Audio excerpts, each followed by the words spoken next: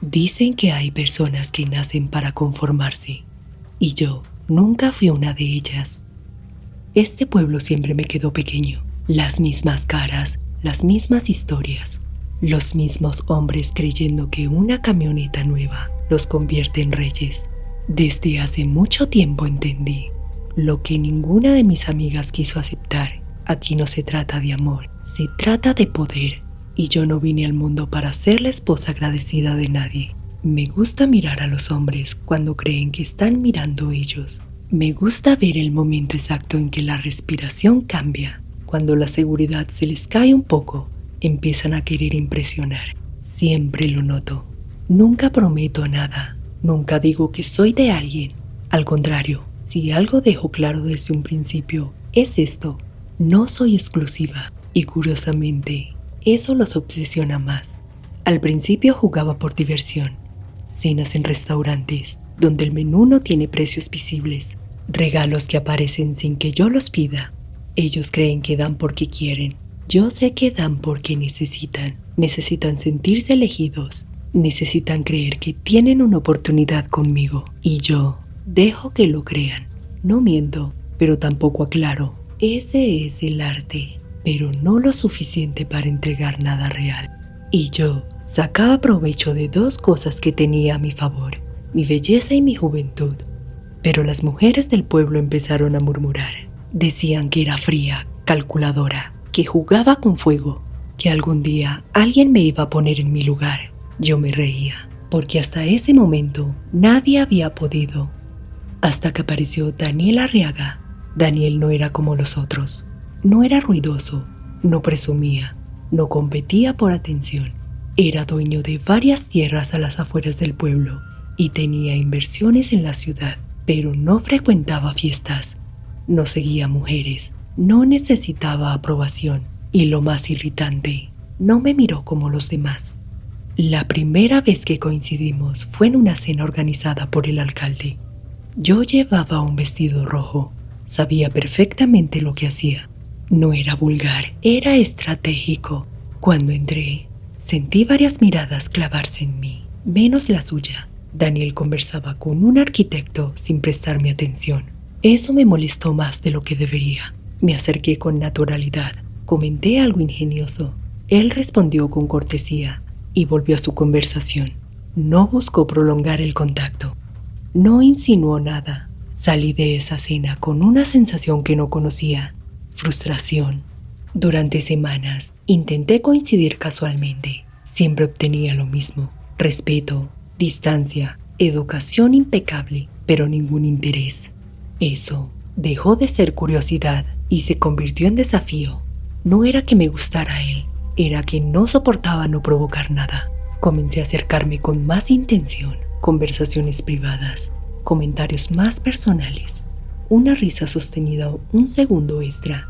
Nada. Daniel me trataba como si yo fuera una mujer normal, como si no entendiera el efecto que tenía. Y eso para mí era casi una ofensa. Una tarde, finalmente aceptó tomar café conmigo en su finca, no por iniciativa propia. Yo se lo propuse. La finca era amplia, silenciosa. Había algo antiguo en ese lugar, algo que no sabía explicar. No sueles insistir tanto, me dijo mientras servía el café. No suelo encontrar resistencia. Me miró directo. Tal vez no es resistencia, tal vez es desinterés. Esa palabra me golpeó el orgullo. Decidí ir más lejos. Le hablé de lo sola que me sentía en el pueblo, de cómo nadie me entendía. Dejé caer silencios calculados. Lo miré de esa forma que siempre había funcionado. Daniel no cambió, no se dejó envolver. Eres inteligente, Valeria, dijo con calma, pero no eres profunda. Eso sí me dolió. Me levanté fingiendo ofensa. Tal vez no te gusto porque no soy como las otras. No me gustas porque sé exactamente lo que haces.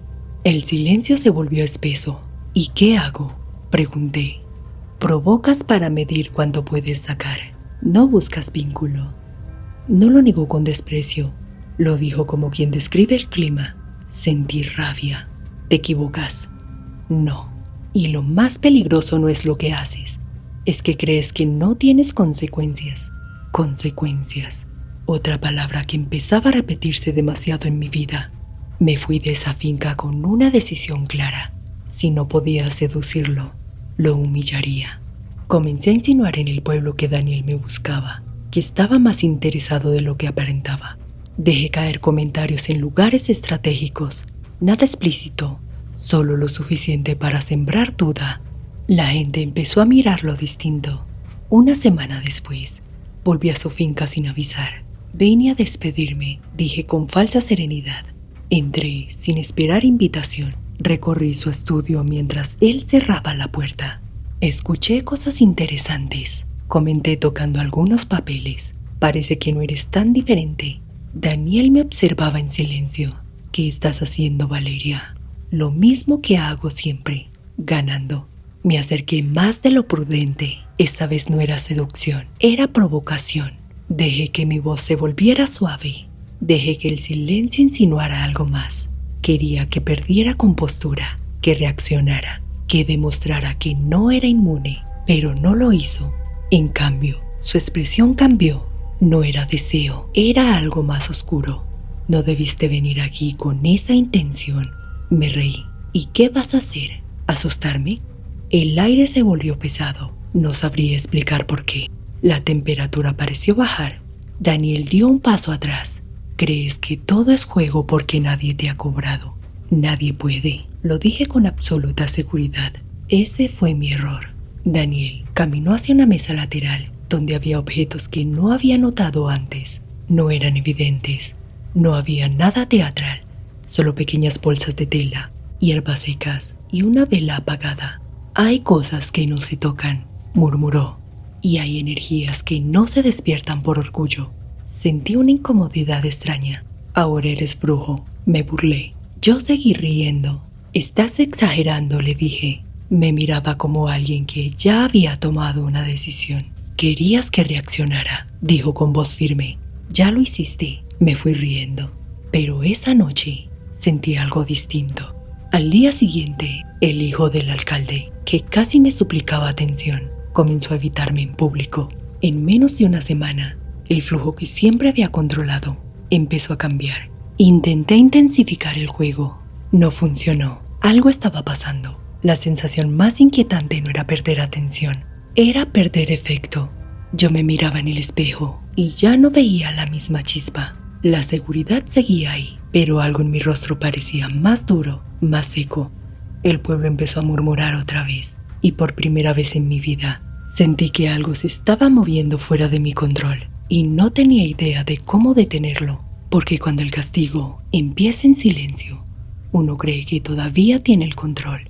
Lo primero que cambió no fue mi cuerpo, fue la forma en que me miraban. Los hombres seguían volteando a verme, pero ya no era esa mirada que yo conocía.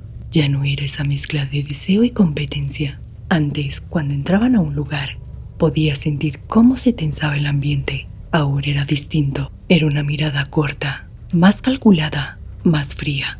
Pensé que era mi imaginación, que estaba exagerando. Me arreglé de más. Ajusté mis vestidos. Volví a usar ese perfume que siempre provocaba comentarios. Sonreí con esa seguridad que antes los desarmaba. Pero algo no respondía igual. El primero que me lo dejó claro fue un empresario que llevaba semanas buscándome. Me invitó a cenar. Pagó todo. Fue atento y cuando insinué que quería algo más constante, me miró con una sonrisa que no era tierna. Tú no eres mujer para algo serio.